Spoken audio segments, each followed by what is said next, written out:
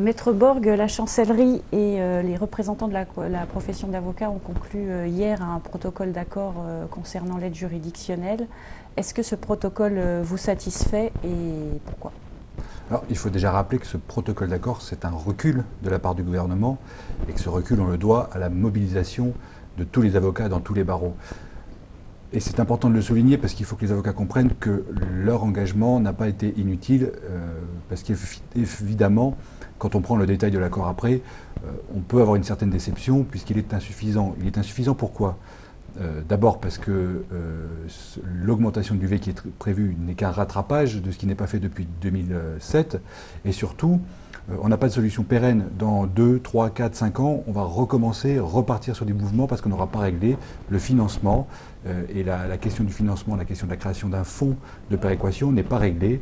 Et toute la difficulté aujourd'hui, c'est que nous n'avons pas d'agenda. C'est pour ça que nous trouvons que l'accord est insuffisant et qu'il faut maintenir une forme de mobilisation pour que les discussions soient rapidement engagées et qu'on trouve rapidement des solutions. Mais on partait quand même de très loin, on a évité la baisse de la rétribution, on a évité la taxation de la profession. Donc continuons ce travail et maintenons la mobilisation pour obtenir vraiment des solutions pérennes à l'avenir. Quelle a été la place des syndicats dans ces négociations avec la chancellerie ? Alors depuis une dizaine d'années, le syndicat des avocats de France a fait le choix de travailler au sein du Conseil national des barreaux. Et on a toujours dit qu'il fallait que cette institution représentative de la profession prenne la main et représente vraiment la profession. Et donc, on a travaillé au sein du Conseil national des barreaux pour permettre à aboutir à des discussions et à un accord.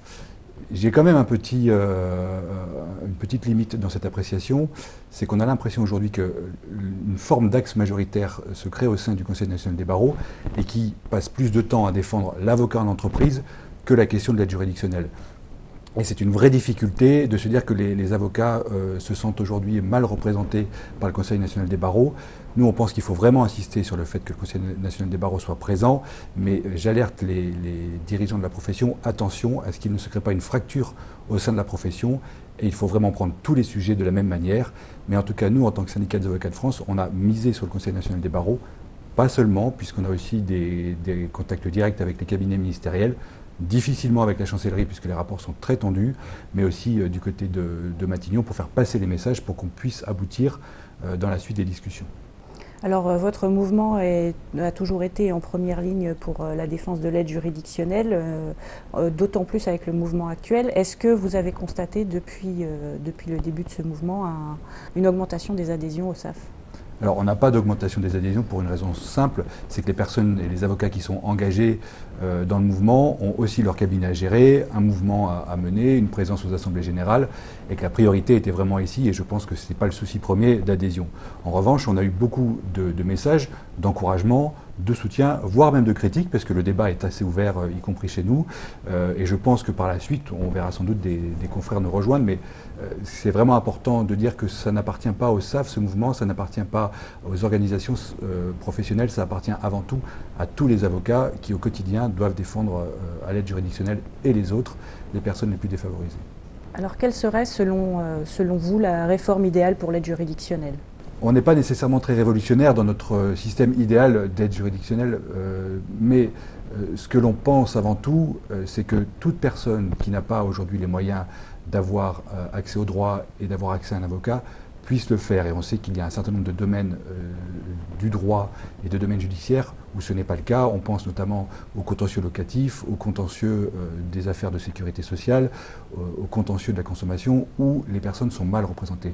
Ce que l'on souhaite, ce système idéal, c'est que toutes ces personnes puissent être défendues, puissent avoir accès à un conseil. Et donc, la réforme de l'aide juridictionnelle, c'est de permettre à tous d'avoir accès à un avocat et une prestation de qualité qui soit correctement financée. C'est la première chose. Je pense par exemple à l'hospitalisation sans consentement, aujourd'hui où ce sont 4 unités de valeur seulement qui rétribuent l'avocat, et ça permet difficilement d'avoir un rendez-vous à l'hôpital, de préparer les pièces, de préparer les conclusions, d'assurer l'audience et derrière d'assurer la suite de l'audience, savoir si on fait appel ou non. Mais il y a une autre chose qui est importante pour nous, c'est qu'on puisse mettre en place et étendre ce qu'on appelle aujourd'hui les permanences à la matière civile et permettent par exemple à l'entrée d'un tribunal d'instance qui est une permanence d'avocat où les personnes viennent présenter leur demande à l'avocat qui va les aider à monter le dossier et éventuellement le plaider derrière. Et aujourd'hui on n'a pas les capacités puisqu'on n'a pas de budget qui nous le permet. Et c'est pour ça que ce n'est pas seulement la question de l'unité de valeur qui est importante, c'est aussi comment on met en place dans les barreaux volontaires avec des avocats volontaires une façon de prendre en charge les personnes dans leur défense et dans le conseil qui aujourd'hui n'est pas assurée.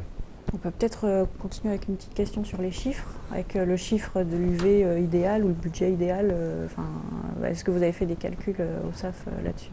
Alors, on n'a pas j'ai pas un chiffre idéal, mais nous, ce que l'on demandait, c'est un doublement du montant de l'unité de valeur. Et ça correspond effectivement à ce que dit la profession, à un seuil qui économiquement permet de faire fonctionner le cabinet et de payer et les cotisations sociales et les charges du cabinet. Donc tout le monde parle d'une quarantaine, 45 euros, on est autour de ces chiffres-là.